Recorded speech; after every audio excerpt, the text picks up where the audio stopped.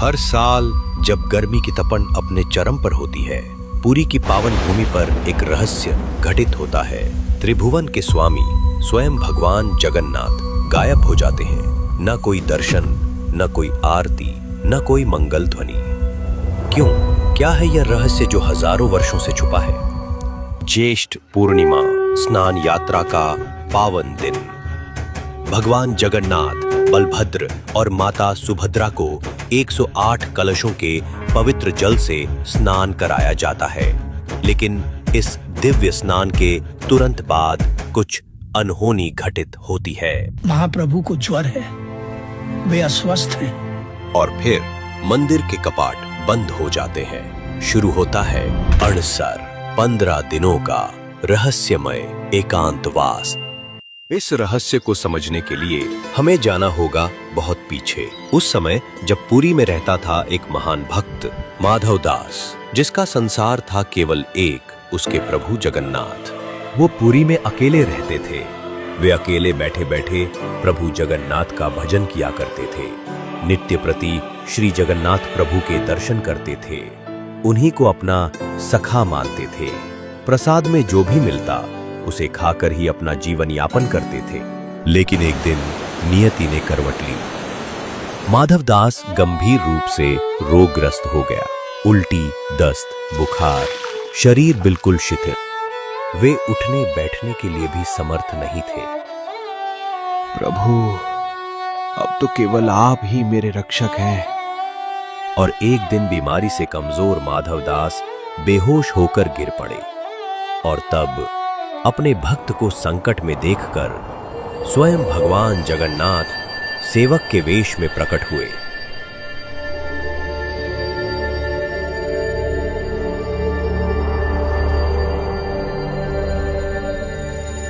कोई शोर नहीं, कोई चमत्कार नहीं, बस मौन सेवा। उल्टी से सने गंदे वस्त्र धोना, पसीने और मैल से सना शरीर पोंछना, कड़वे काढ़े को धैर्य से पिलाना, यहां तक कि अपने हाथों से उसे भोजन कराना। कोई भी काम छोटा नहीं था प्रभु के लिए। जब माधव दास जी को होश आया, तब उन्हें यह अनुभूति हुई कि यह तो स्वयं प्रभु श्री जगन्नाथ है। हे प्रभु, ये कैसी लीला है आपकी। मैं तो भजन करता था आपके दर्शन के लिए, न कि आपको इस अवस्था में देखने के लिए।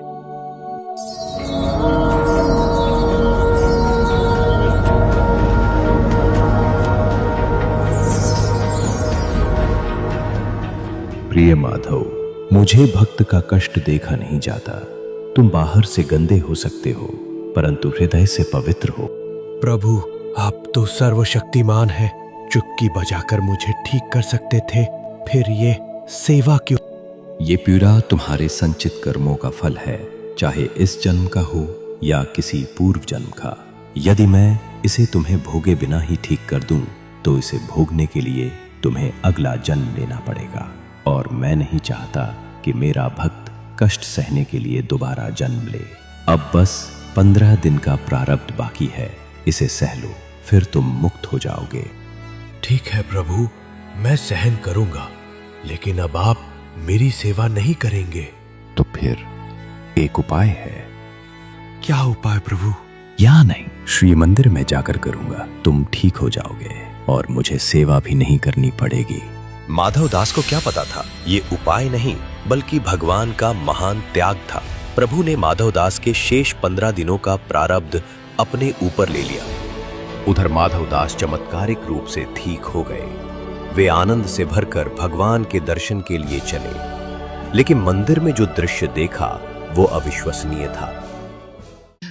भगवान जगन्नाथ बीमार पड़ गए हैं, उन्हें तेज बुखार है। आपको कैसे पता कि प्रभु अस्वस्थ है?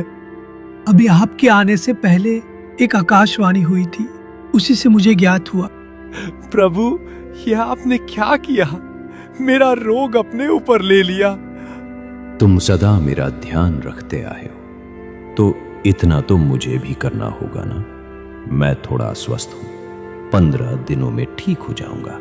देखो, अब मंदिर के पट भी बंद हो गए हैं। अब तुम्हें घर लौट जाना चाहिए। जो संपूर्ण संसार का दुख हरता है वो स्वयं कष्ट में है। इस अवस्था में मैं भला ऐसे में उन्हें छोड़कर कैसे जा सकता हूं।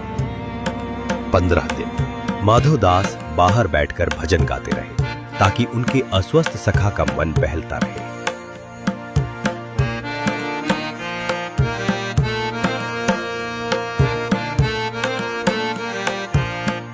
15 दिन बाद आज से हर वर्ष मेरे मंदिर के कपाट 15 दिनों के लिए बंद रहेंगे, जब मैं अपने सच्चे भक्तों के रोग और कष्ट अपने ऊपर लूंगा।